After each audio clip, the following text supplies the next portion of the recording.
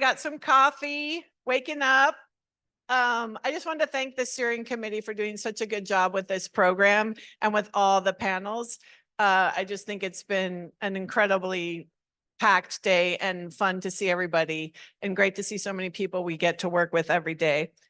I am moderating the panel, Restoring and Recreating Nature to Save Miami's Blue Heart. And it's a collaboration between Miami Waterkeeper and Miami-Dade County.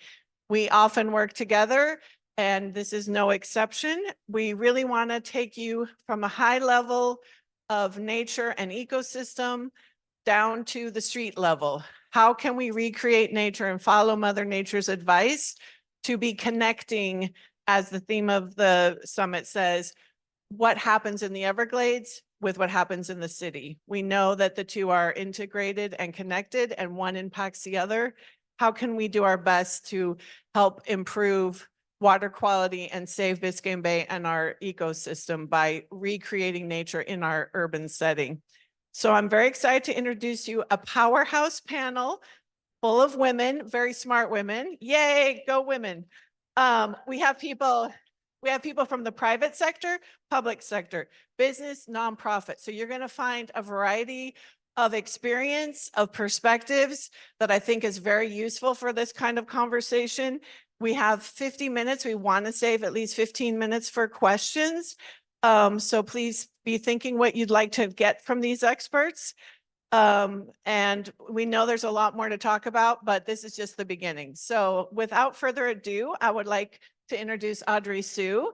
She is the policy director of Miami Waterkeeper, and she manages the policy advocacy team over there, and they plan a lot of campaigns that protect clean water and the communities. She's also done a lot of private environmental consulting, and she knows a bunch about all those kinds of things, about helping people do things the right way in the built environment. Yay, Audrey.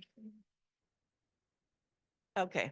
And then we have Elizabeth Fata Carpenter, who's the executive director of the Everglades Law Center, where she focuses her legal practice on greater Everglades restoration, water quality, climate resilience, land use, and other environmental issues in Florida, impacting communities and the environment. Thank you so much, Elizabeth, for joining us. And then we have Aida Curtis, who is the president of Curtis and Rogers Design Studio, the go-to Hispanic woman-owned landscape architecture firm in South Florida. Aida has over 40 years of experience, and hopefully she's going to talk today about some of her exciting projects that are happening right here in Miami-Dade County. Yay, Aida. Then we have Jessica Brusso, who is the Green Infrastructure Specialist for Florida at Ferguson Waterworks. You all got to hear a little bit from Jessica today, and we're just so lucky to have her and her team here. You heard Jessica say she was formerly the stormwater utility manager for Cocoa Beach. I met Jessica when she would come to our different meetings with all their cool stuff to show us that you can see at their back table, and we're going to learn a lot more from her today. And last but certainly not least is our woman of the day, Lisa Herrera, who's the manager of Stormwater Engineering Section for the Department of, yay, she's got her fan club here, Department of Transportation and Public Works in Miami-Dade County, where she supervises the Stormwater Engineering Section for major drainage improvement projects and stormwater pump stations. So you can see we're going to be out at the broad view and then down to the street level. We're all going to get to learn a little bit about that today and how it's all connected, sticking with our theme. So I would like to start with Audrey, and relying on all your expertise, if you could just give us a little overview of some of the terms we like to bandy about without necessarily always describing what they mean, like nature-based solutions, like green infrastructure. And what's so different about where we are here in South Florida when we talk about ecosystems and hydrology? If you could kind of kick us off with that overview, I'd love that. Sure, Nancy, happy to kick things off and ground us in the terms nature-based solutions and green infrastructure. But before I do that, I want to put them into context in South Florida. And in South Florida, we have to talk about the water because that is what connects us all.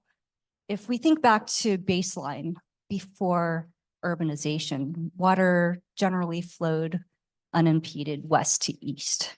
meandering, feathering into Biscayne Bay and providing it with fresh, clean water that's limited in nutrients, limited in phosphorus. And where that water meets the ocean, that's given rise to incredible biodiversity. So now thinking east to west, those ecosystems would be our coral reefs, our sand dune systems, our sponge habitats, our seagrass meadows, our red mangroves with all their latticework roots, and our freshwater wetlands, expansive into the Everglades. And if you think about those in series, they're like multiple speed bumps slowing down storm surge. And there is a mastermind to this design. Her name is Mother Nature, and she's this ultimate architect and engineer. And I'm not throwing shade at any of the expertise on the panel. I'm just saying that Mother Nature is a lot older than you guys, and she's had a lot of time and space to experiment and evolve these resilient solutions. We know that we've messed up Mother Nature's design pretty badly, and the bay is not in good shape anymore.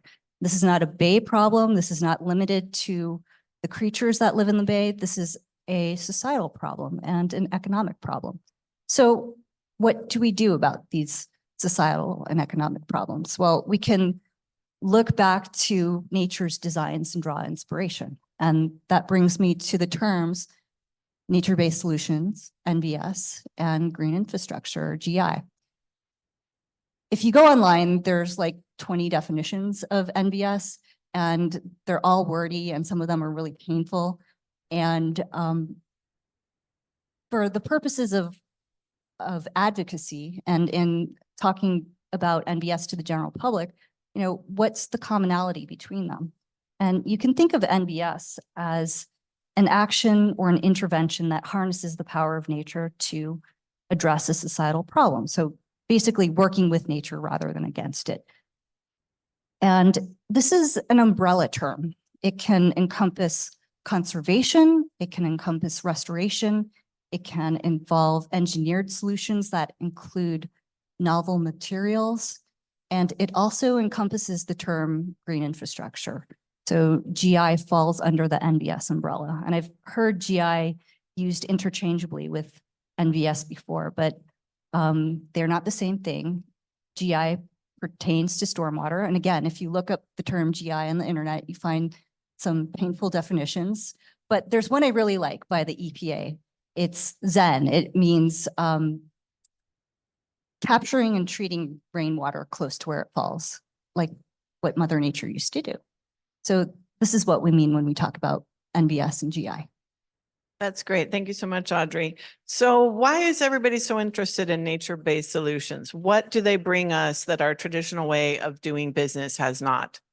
They offer multiple benefits simultaneously. So social benefits, economic benefits, environmental benefits. If you think of reef restoration, restore a reef and you get storm surge attenuation, you provide habitat for species and tourists like to come to visit them, so you get tax dollars. Another advantage of NBS is that unlike gray infrastructure that will degrade over time, an NBS project will be hitting its stride in a decade or a couple decades after it grows into its components. Love that visual. So what should we be doing more of then? And what do you say to people who are like, well, what about my seawall? What about gray infrastructure? That is a great question. I think that NBS should be the reigning paradigm. We've seen that when we contort the land and contort the waterways, we get a lot of bad results. But there's also a place for gray infrastructure. There are immediate outcomes in gray infrastructure. So like, say some agency somewhere wanted to study coastal storm surge risk in Miami-Dade County. They might propose, I don't know, a 20 to 30-foot wall in Biscayne Bay. And they would say, well, you put that wall in and it goes to work right away. And we know exactly how much it costs to install and how much it costs to repair. The same is not true of nature-based solutions. So going back to like the reef example or dune and reef system, calculating comprehensively the benefits is not a straight shot. This is no more apparent in the Back Bay study. This is what I'm talking about, of course. The Corps is scratching its head on how are we going to comprehensively evaluate a suite of nature-based features. So I'm going to wrap things up. Just some final thoughts. Back Bay study is going to change the face of coastal Miami-Dade and the Bay, for better or for worse, depending on how it's implemented. If it leans into gray infrastructure, we're going to see a lot of the same damage. What we think should happen is that there should be a synergistic blend of gray and green elements. And no matter what we do in South Florida, we're going to have to learn to live with water. This is what binds us. This is what threads through our communities and our ecosystems, and we can't work against the water. That's great. Thank you so much. And now going on to Elizabeth to talk about some land use issues. We know we have the Everglades on one side, the Bay on the other side, all this built environment in between. What are we meant to do about that? And how does land use figure into that? Yeah, thank you, Nancy. And you set me up perfectly because I want to talk about land use, not just in the urban environment where we often think about land use when we talk about growth and such, but land use in the Everglades. And as Audrey mentioned, historically, water would sheet flow from Orlando, the whole Everglades system, right, from Orlando down through South Florida and then east through Miami-Dade County. And it's still doing that. And sometimes people aren't comprehending the real complexity of the system and how interconnected it is. So today, because of Everglades restoration, water is still flowing from the west side of Miami-Dade County, from the Everglades, across the urban environment and into Biscayne Bay.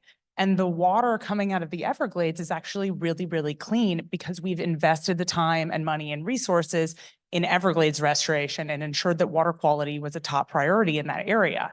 So water entering the west end of Miami-Dade County is coming in clean and picking up all these contaminants and pollutants in the urban environment from stormwater, septic tanks, land use, all those similar problems and discharging into Biscayne Bay. And so when we talk about addressing water quality problems, we need to be looking at the Everglades and making sure that we're continuing to make the right land use decisions and not going backwards, but going forwards, in addition to the land use decisions we make in the urban environment. And I think the best example of this interconnectedness and how land use and One Water all works together is the Everglades Restoration Project, BBCR.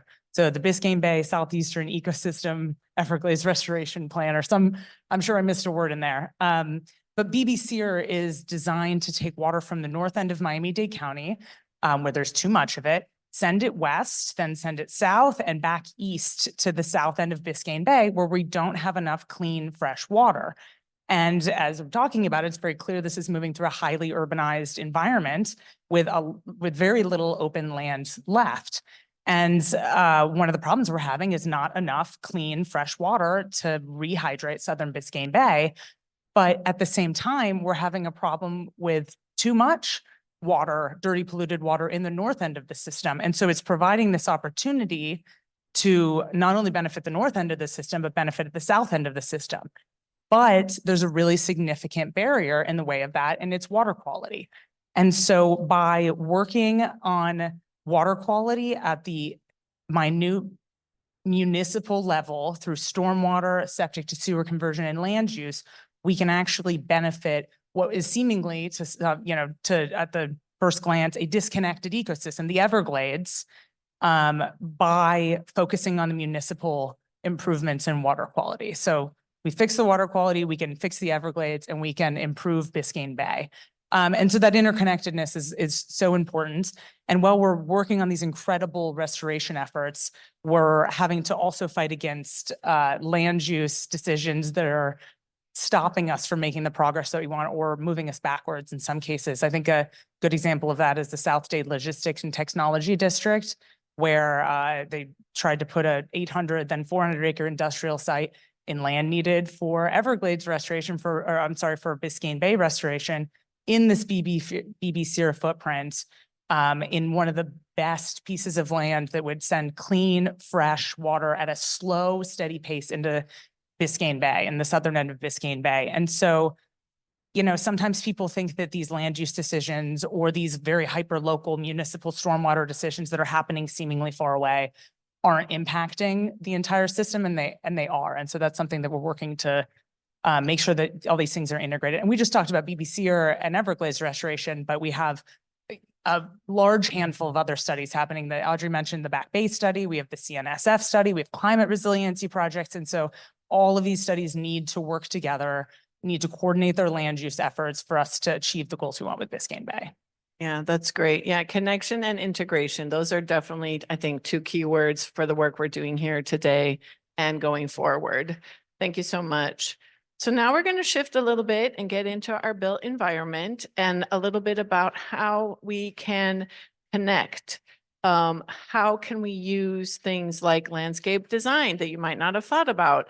What does that have to do with restoring nature? How can it provide resilience and restoration? And Aida, I'm really glad you're here because I know you have a lot of experience in this topic and some new projects that you're working on that will really help demonstrate.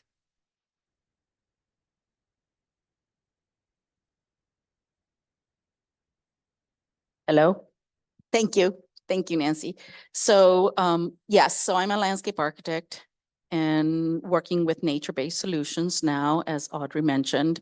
And it's interesting that it took a pandemic for us, the humans, to understand that value of nature, which my answer to the young lady's question would have been priceless or invaluable, because that's when we started going outside, because we couldn't be inside. So we starting to go camping and going outside and doing all the fun things that we have it in our reach. We just hadn't done it before. Interestingly enough, there's been many studies that have proven that nature is essential for our well-being, for our health, not only physical, but mental health. Yet, do we really value it? An example is the Back Bay study. The study was published with a wall. It was in the pandemic. It took our renderings of a nature-based solution to have the community outcry. How are we getting this gray wall? Why can't we get a nature-based solution? Well, we can.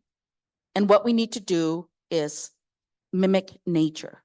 We need to have more nature in our urban environment. And for that, what we need to do is we need to start undoing the mistakes of the past. We need to unpave. We have paved too much. We need to mimic nature. Nature captures the water. Nature slows down the water, infiltrates it, and moves it. We can do that. We know how to do that. So one of the things that we're working on right now is we're working on a study for the city of Miami on one of the disadvantaged areas, Alapata, Little Havana, areas that the urban heat island is out of sight. And we're looking to integrate these nature-based solutions, not only for urban heat island mitigation, but also for flood mitigation. So what we do that is we looked at the historic hydrology pattern that our technology can show us. Our GIS map shows us that hydrological map. So it is clear what Audrey and Elizabeth have said, that water is moving, from the west to the east. If we see these hydrologic corridors, then we can devise our green streets and our blue streets. How we just need to percolate to them, and the underground system will take it out. We will clean it and we'll take it out. But what we need to do is we need to make that happen. We need to depave. We need to add plants.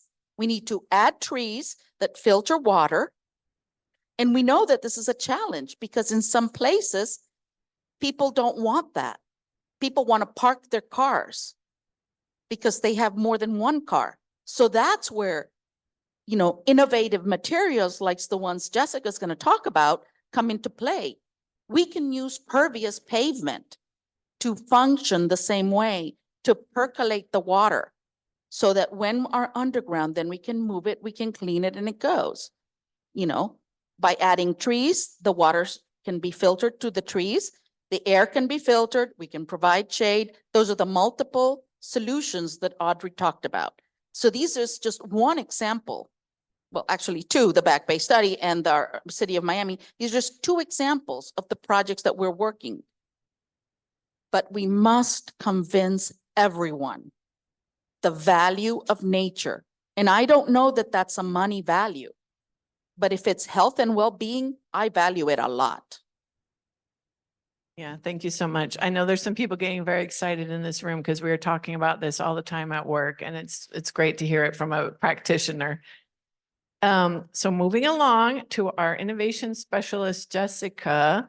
I feel like innovation is sort of the name of your game at Ferguson Water Works, and I feel like, you know, how you guys can sort of marry together what is, you know, the day-to-day of stormwater, which sounds boring, but like, what can we do with this new approach, different technologies where we can get these multiple benefits and help clean the water, and make it easier for people who are actually implementing the projects to do their job? Sure. So I like to start out by saying, so Ferguson Waterworks is a distributor. So we are product specialists. We search to have a bunch of different tools in the toolbox to help everybody out here, right? All of you guys putting projects in the ground, municipalities, engineers, landscape architects. So we really are a resource of these tools to help everybody out here. And, you know, we're talking about solutions like alternative surfaces for parking, for walkways, for trails, sometimes even, you know, for roadways, depending. So it depends on the type of solution and everything else.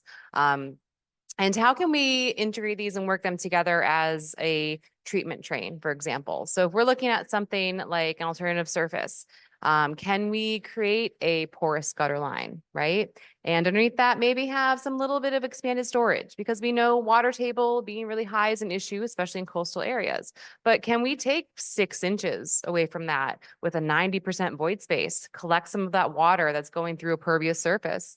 And then maybe we underdrain it so that it goes into a bioretention area, or it goes into trees and their tree roots and pull up the nutrients and pull up the water, and the rest of it can infiltrate as it will, right?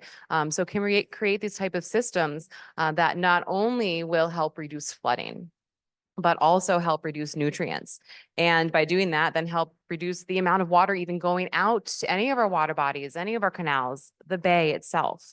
So really working these systems together is so crucial, I think. And again, it's not this one size fits all. It's not either flooding or nutrient reduction. It's both, right? And those are the two real main goals that we're looking at to help improve our water quality everywhere. To give you guys an example, I don't know how many of you know it down here, but there's an awesome project that I talk about almost all the time. But the Minutemen Streetscape and Stormwater Improvement Project up in Cocoa Beach is a 5-block area. This is all about taking advantage of the space that you can, which in urbanized environments, we need to take advantage of these little pockets, spaces, right? So where can we put a pervious parking spot or two? Here, there, wherever, right? Where can we stick a rain garden? Where can we make room in between utilities to use some of those systems back there for trees, plant some trees, and also protect the above ground infrastructure by using these soil vaults that you can see back there if you want to check it out, right? So where can we take advantage of these places and create this system? So again, this up in Cocoa Beach, 5-block area. There are 30 rain gardens. There are 28 pervious parking spaces. There are some underground storage areas as well. And there's also some media stuck in there to reduce nutrients like nitrogen and phosphorus, right? So you stick all this together in this area and take advantage of these little bits of spaces. And that produced a 98.5% hydraulic efficiency. What does that mean? That means that 98.5% of that annual rainfall is not making it out to the Banana River Lagoon, which is highly impaired. That also means those nutrients, any pollutants, things like that, are being captured before they can get out to that water body as well. Okay, so that's just a great example. Again, I bring it up all the time when I talk, but just because it's such a shining like star of, hey, here's what we can do if we're very deliberate and we have these goals in mind and we put them to use. Now we'll also talk about things like pre-treatment, right? So can we grab that trash and extra sediment and stuff before it goes into our rain gardens, right? Let's make sure we do that too, because we have to talk about that especially if we're going to look forward at maintenance. And I know Lisa's going to talk about some maintenance things too coming up in just a second. And as far as cost, because that's always on everybody's mind, right? What's the cost of this? A lot of times these solutions and, some of the things I'm talking about, they're a mixture of gray and green, but they could be more expensive, right? We're not just planting plants. We're doing a bit more than that.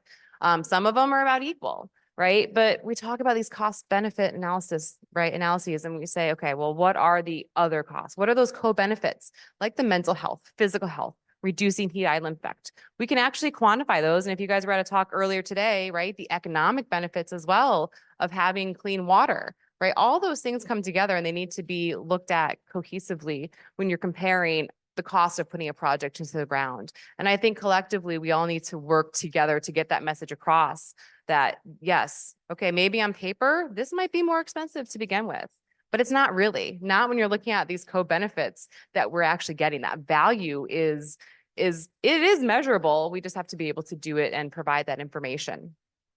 So I think that's really important. I think also we will talk about maintenance. As far as my job as a distributor, I always talk to clients about maintenance because we have to be realistic, okay? Because there is going to be maintenance. It does need to be done.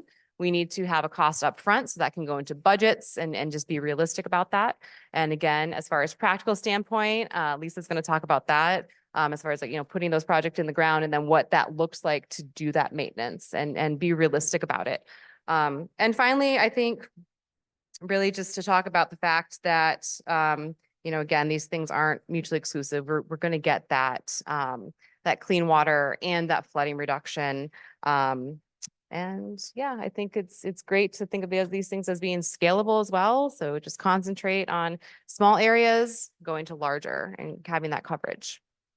Great. Thank you so much, Jessica. And yes, Liza is our woman on the ground who's going to tell us a little bit about opportunities and challenges because we know there are many, but I do just want to point out that she's a manager in the Department of Transportation and Public Works, and the projects she's implementing were projects that were brought forward by our Department of Environmental Resource Management. So we need to work in teams and collaborate across departments and divisions to implement and even think about these kinds of projects. It just can't be coming from one side. So we're really grateful to have a partnership with Liza and her team. Yes.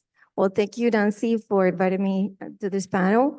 I'm really excited to tell everyone what the county has been doing the past 4 years with pilot projects for the evaluation of green infrastructure for stormwater. So basically in the year 2020, when the Biscayne Bay Task Force report came about, they mentioned that stormwater was one of the sources of pollution for nutrients in the bay. So very quickly, the Board of Commissioners passed a resolution and a directive that we needed to find new technologies for the removal of nutrients. So that's when my team was tasked with that, looking for vendors, not only in the local community, but in the state, at the state level and the national level. That's how I met Jessica and her team. And we looked at many vendors. The thing with the technologies is that whatever works in maybe North Florida or even in another state may not work in Miami per se.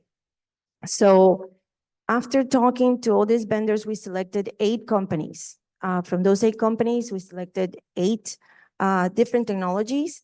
So far, fast forward into today, we have designed 8 pilot projects. Out of those 8, 3 have been already constructed and they're undergoing evaluation.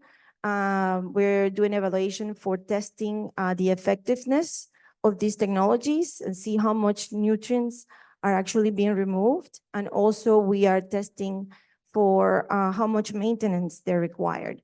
So all of them are going to be constructed in the basin of the Little River Canal, which is a very, the canal studies have shown that's one of the canals that is contributing more of the nutrients to the bay.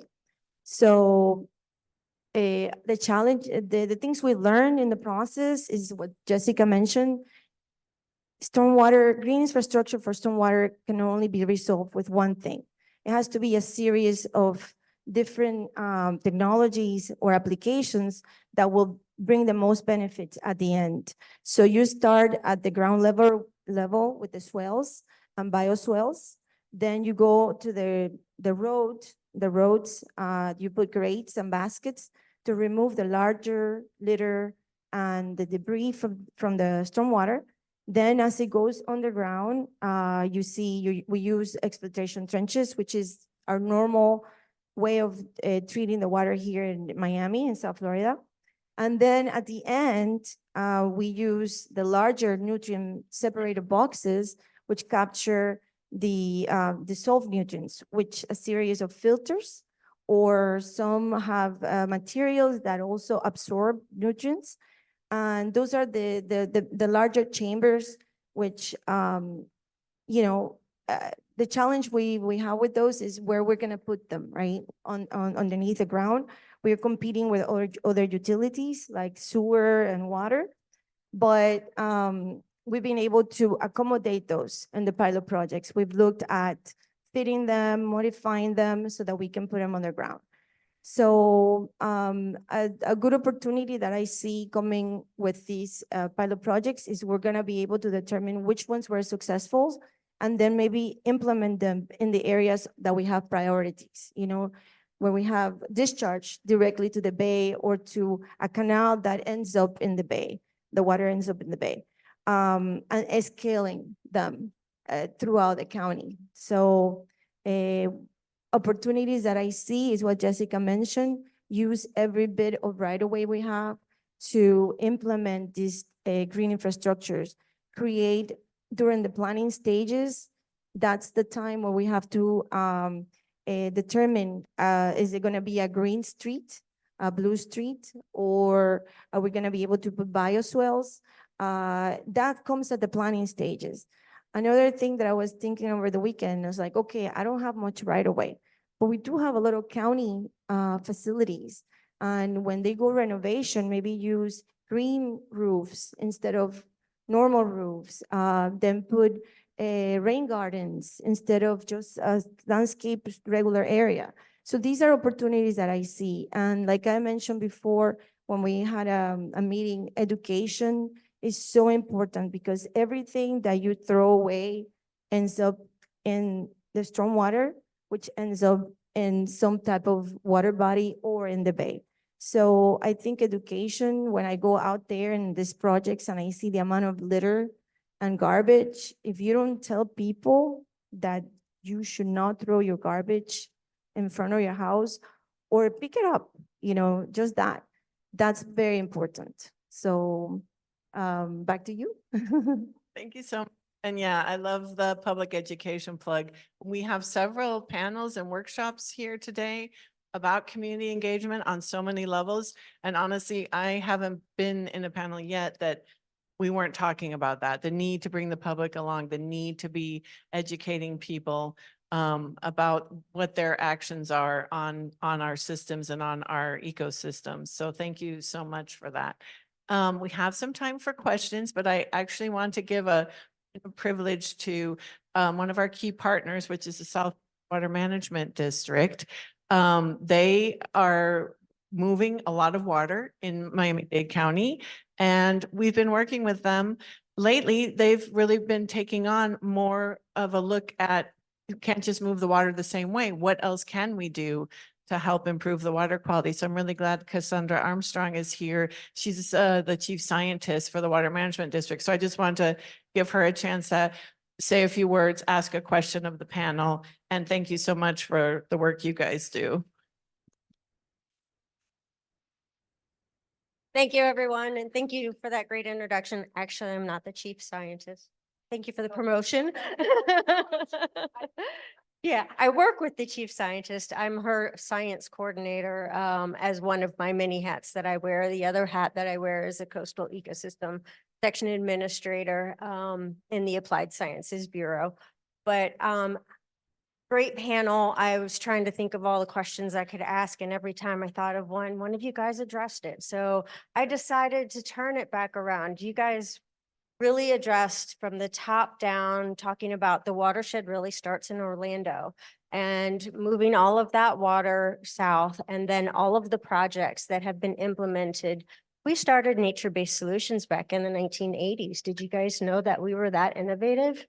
It's called the stormwater treatment areas. We started looking at how do you build effective stormwater treatment areas to treat all of that runoff before it gets down into the Everglades, so that we can clean the water so that the Everglades gets clean water, which unfortunately then, as was mentioned, gets not so clean as it runs through Miami. And I had the lovely chore of looking at that and trying to find where the hot spot was in Little River. The water coming into Little River was good. The water coming out of Little River was not so good. So then we started looking at projects. What can we do? So my question to you ladies is, what one of our challenges that we had it under the climate resiliency program is that we are looking for places to put nutrient reduction and sustainability projects. We can't find any land do this. I know you mentioned right-of-ways, but those are your right-of-ways. They're not our right-of-ways. Where can we help you put projects? That's my question. I would love to hear from time. Okay, yes, no pressure. Okay, so where can we put those projects? Well, I think that first, we'll have to look at areas that can be probably purchased, if not available. And yeah, I know parks have a lot of land, and maybe there you can, if the parks is nearby a canal or a water body, that you can use that land to treat the water, maybe that's an opportunity. And like I mentioned before, maybe county-owned properties that could be maybe a change into some type of a low-impact development.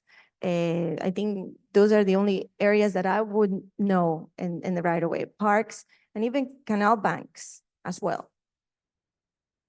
Yeah, go ahead, Ada. Thank you. Well, I was gonna add that you have a lot of right-of-ways in your canal banks.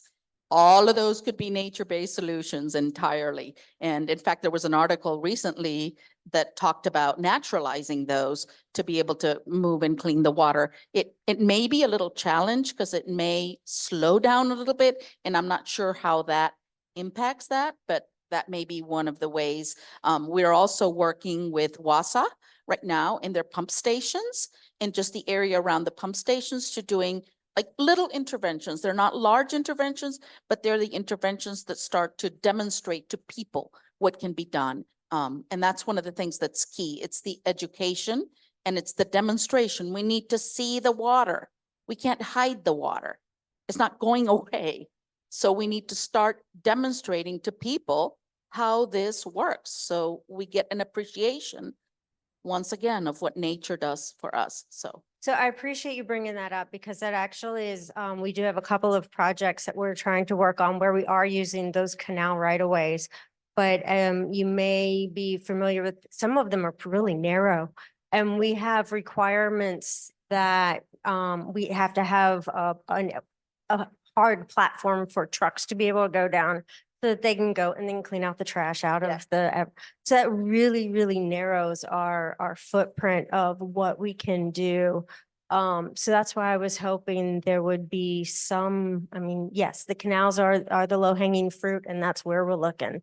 But is there anything else that we can do? Parks would definitely, we have actually looked at a school. Yeah. Yeah, we looked at a school and partnering with them, but yeah, any ideas Yeah. on where we can put these projects? Yes, the canals, but what else? What else do we have? and I failed to mention, we are also working with the school board, and we are happy that now they have a sustainability officer, Carly Pulido. I don't know if she's here, but we are working on their constructing their first net zero school in terms of energy, but we want it to be more than that. So, this is in an area of Miami Shores. It floods. You know, we're trying to make, you know, the floodable garden or the, you know, all of the things that we want our children to learn. Funding is an issue. And we will be looking for additional, but the schools are an amazing opportunity. There are so many schools and many of them flood. And so we can look at adapting those too. So. Yeah, I just totally agree, but so I'm the chairperson of the Village of El Portal Sustainability and Resiliency Task Force, and the Mayor Omar Nickerson is right here. And I know on our task force meetings, we struggle with the same issue in an effort to improve water quality going into the Little River. And the way that we've discussed tackling, and I know we've had great meetings with the district as well, is the few remaining open parcels of undeveloped land and the handful of publicly owned properties in the school. And the way we've been trying to approach it is we don't have one big piece of land. So what if we do something small in all of these, and in the aggregate, it ends up giving that water quality lift that we need for, a small municipality like El Portal. And I know Jessica mentioned that too, kind of fitting things in wherever it is. So that's the way that the mayor has been kind of leading us in the Village of El Portal on that. That's great. Thank you so much. You came up with an idea? Parks. Yeah. Okay, great. Yeah. And we do work closely with our parks colleagues, and we will continue to do so. I think are we out of time? Oh, we have time. I was like, oh, looking at this going, okay. I can add one more to Okay, that. you add one more, then we'll take some yeah. questions from the audience. Thank you, So- Aida. One of the things that I've been learning that other municipalities have done, that they've done this handbook for homeowners, that are, what can you do? And you can do a rain garden, and they actually show how to do a rain garden in their own house. And in fact, depaving, incentivizing depaving, and maybe having a handbook, or like, now we have a lot of workshops on how to build a rain barrel. So maybe a handbook for the homeowners, because every little bit helps.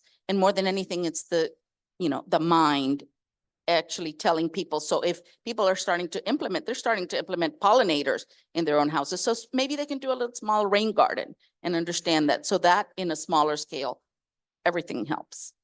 That's great. Thank you. And now that I don't feel the time pressure, are there any questions from the audience? Oh, good. We have lots. Hi, thank you, ladies, for speaking. I'm a realtor, environmentalist, and this is a great idea about a pamphlet on how homeowners, I'm actually going to be doing a panel coming up with the association. We're the largest association for realtors in the world. So something like that would be very interesting. I mean, I don't know. I'd like to get your contact information so we can communicate on that. And I know other municipalities in the country. I think there's a municipality in North Carolina, and I can send you the information on how they did that for their. Fantastic. And then another, I was just curious, what exactly is involved in these properties that you need for collecting rainwater? I'm working on a property right now where we're trying to protect it from development in Little Haiti, and it's got a natural spring. It's about 3 acres. I don't know if that would work or what is involved in that, but they need something we should talk about. So basically, what you're saying is you have land available that can be used for green? Well, Somebody's we're infrastructure? we're trying to save the property. Oh, okay. And it is under contract right now, and we're in the process of collecting funds and partnerships and whatever. But this might be a way to partner with different agencies to get more funding for that property and also help with your initiative. Oh, okay.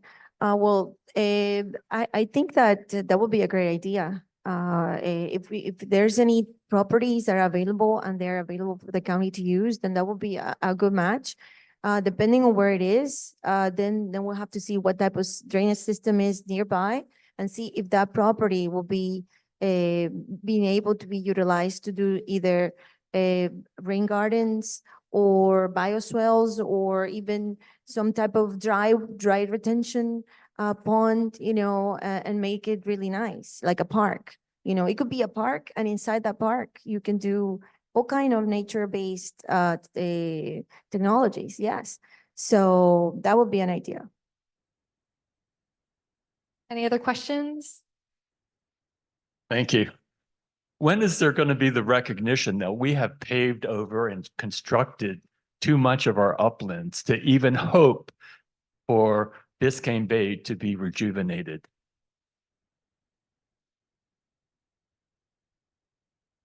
We absolutely know that that's a significant problem, and we're talking about solutions to try to compensate for some of the mistakes that we've made. And I think first and foremost, absolutely stop where we're at now. No more paving over the remaining land that we have. It's absolutely critical for restoration of the Everglades and Biscayne Bay, and we can't lose any more of it.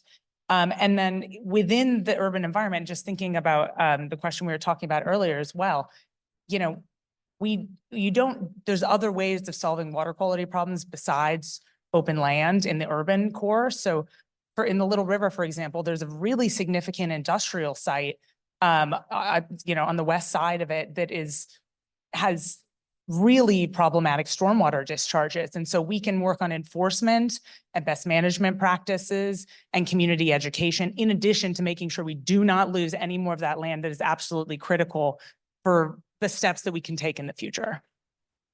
And I think, Aida, you touched on it earlier. It's like, okay, no more paving over everything, but also break up the pavement that we have now, right? So we need to go backwards, essentially. And as far as I know, some of the industrial sites too, and I didn't mention it earlier, but I did have it written down.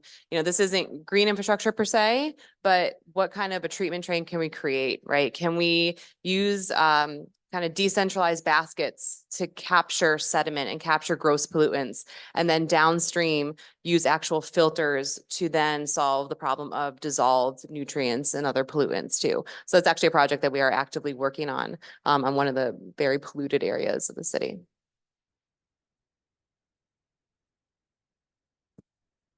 Just to piggyback on Elizabeth's comments and to address your concerns, we absolutely cannot lose more of our natural areas. I mean, these open areas that absorb rainwater. I just want to also point out there's a really good project you might want to see on Geralda Plaza. Have you been there in Coral Gables before? It's this really wonderful shopping and dining destination that you would never know is a green stormwater infrastructure project. But the inspiration for that project was a paper that came out of FIU. And one of the authors is sitting right there. His name is Dr. Cinto. But this paper, looked at tree islands and the drawdown in tree islands, and found that in the center of tree islands, where the trees have a very dense lattice work of roots, the elevation of the water table is lower. So that paper was used as a design for this project in Geralda Plaza. I can talk with you a little bit more after, but the designer has this vision. If we put these types of projects in all over the city, we would be installing trees, and these trees, when they're allowed to grow expansively, or their root systems can grow expansively, then it would be like connecting the Everglades back to the bay via tree roots. So we'll chat more about it. Yeah, oops. I wonder, probably took into consideration rainwater harvesting as a retention system, temporary retention system and movement of water.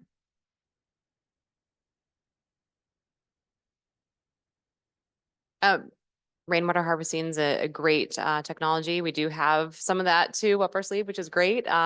So it is a way to reuse, right? So if we can capture the water and, detain it, and we can reuse it. We can reuse it for a bunch of different options, whether it's irrigation or even inside. The technology is there to then inside, flush your toilets with it, and do other things, and which would be great actually for parks too, just by the way. So municipal retrofits as well. So just the technology is there, and I think it is something to talk about as well, because that's then reducing that runoff again in another way and reusing that water, so we're not pulling more of it out of the aquifers.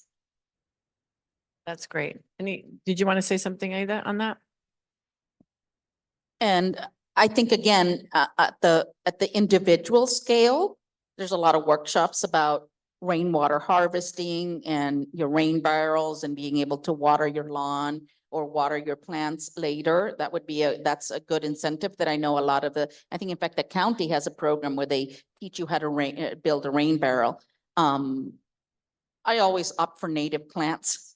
I just think that they're adaptable to Florida, rain, water. It's kind of the guerrilla approach as opposed to watering our plants, but that's another alternative. That's great. Well, I think we are at time. And I just want to say thank you so much, you guys, for spending your time with us today, and give them a big hand, please. I want to say thank you for, I brought all the engineers that work in the pilot projects. They're over there. Yay. Let's give a shout out to our people. Yay. Thank you so much, guys. That's wonderful.